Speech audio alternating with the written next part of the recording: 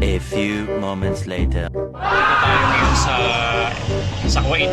I have my friend Subir. He knows Tagalog, ha? OMG. Subir, because he's looking for a lady who the age is from 20 to 35 years.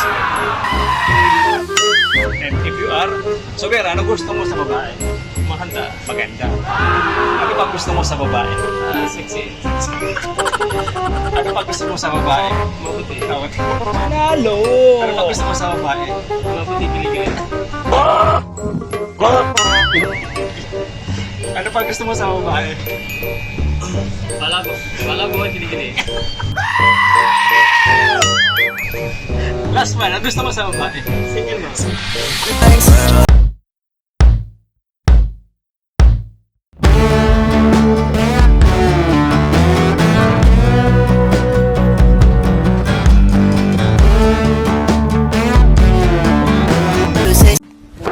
Emotional, damn it!